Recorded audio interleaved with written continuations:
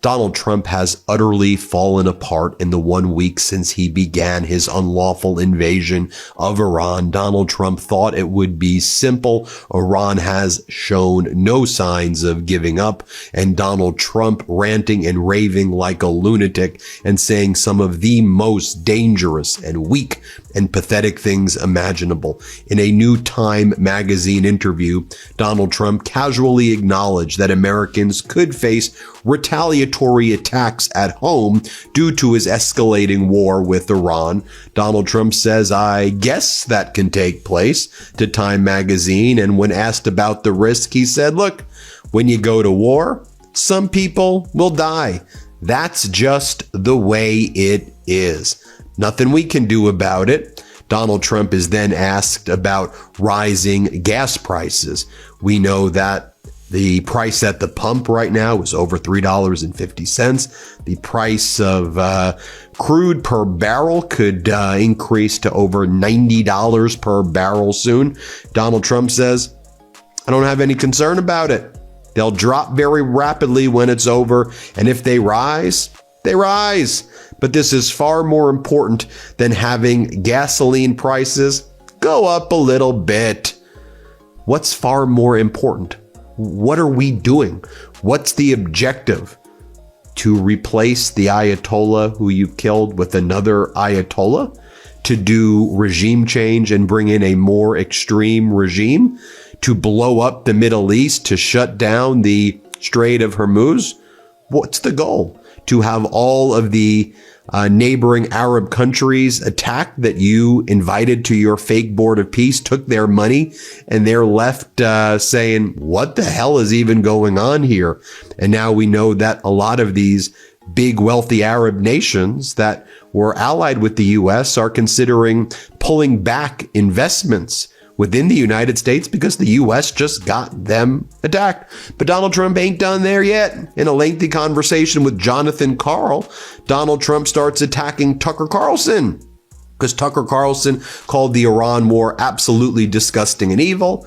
Donald Trump told Jonathan Karl, "Look, Tucker lost his way. I knew that a long time ago. He's not MAGA. MAGA is saving our country. MAGA is making our country great again. MAGA is American first. And Tucker is none of those things. And Tucker is really not smart enough to understand that," Donald Trump said. Also, during this interview with ABC News, Donald Trump marveled at what he said is the success of all of his military operations this year, his wars, which he calls performances. And he says, "How were my performances there? Did you like my performances, Jonathan Karl?" So Donald Trump said to Jonathan Karl regarding Venezuela and Iran, he said, "I hope you are impressed. How do you like the performance? I mean, Venezuela is obvious, but this one in Iran might be even better," Donald Trump said. "How do you like the performance?" Then Jonathan Karl from ABC said, "Donald, nobody questions the success of the military operation against Iran. The concern is what happens next." To which Donald Trump responds, "Forget about next. They are decimated for a 10-year period before they could build it back." Forget about next? Also, what do you mean, Jonathan Karl, that nobody questions the success of military operations? Well, maybe corporate news doesn't question the success of the military operations. We don't just question it.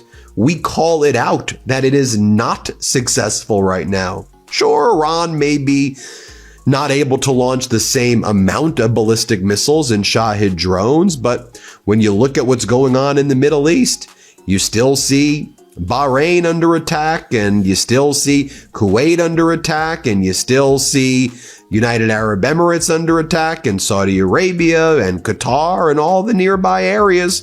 So I really don't know what you're saying there. The Strait of Hormuz is still essentially shut down. You have the leaders of Iran giving interviews with NBC, American media, other foreign press saying, "We're not negotiating with America. Why would we want to negotiate? The last time we negotiated, they invaded us. And the time before that, we were negotiating and they invaded us." So what do you mean, Jonathan Karl? Nobody questions the success? I guess that's how corporate news views things.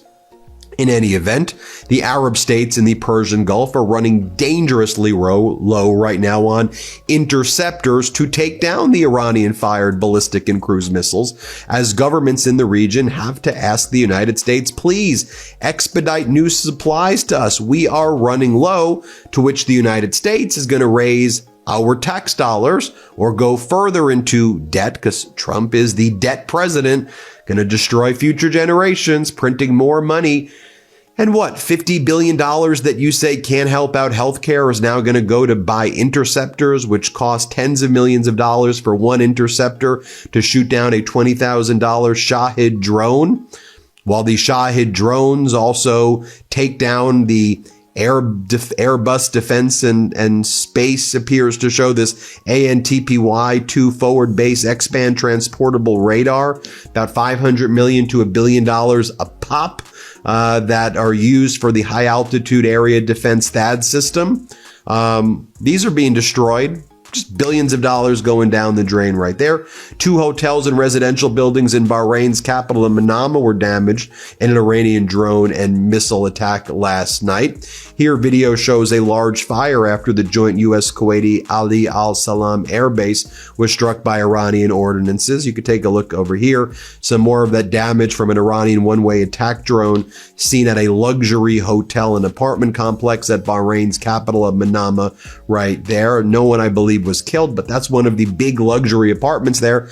And Iran has said that they're targeting areas, and they got intelligence of where Americans are staying and where American diplomats are staying. U.S. officials are now telling CBS News that a total of 3 MQ-9 Reaper surveillance and attack drones with the U.S. Air Force have been down so far during Operation Operation Epstein Fury, Operation Epic Fury. And again, you see the price right here. 73% chance of U.S. oil prices hitting $90 a barrel this month per Polymarket. The price of European jet fuel is up over 70%. U.S. jet fuel has doubled in price. The U.S. Embassy in Kuwait is closed right now.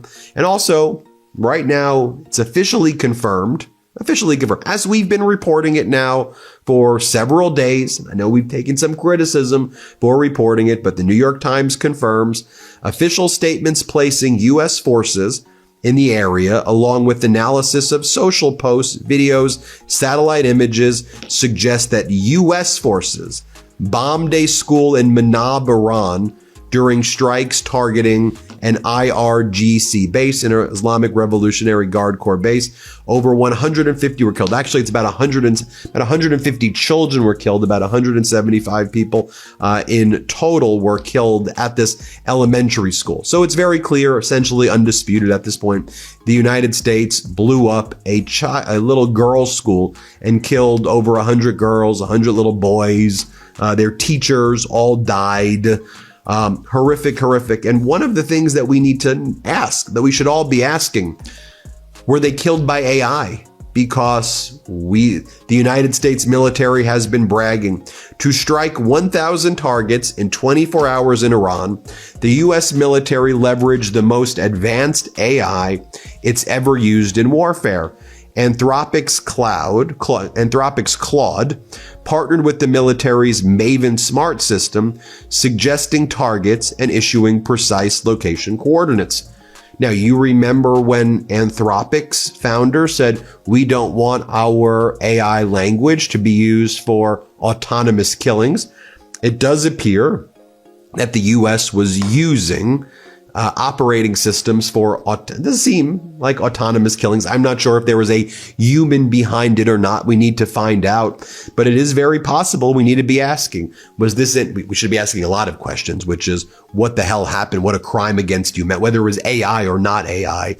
The bottom line is that lots of little girls and little boys were killed, and that's horrific by itself, whether it's AI or not. But I think we need to also know whether or not this was AI that targeted the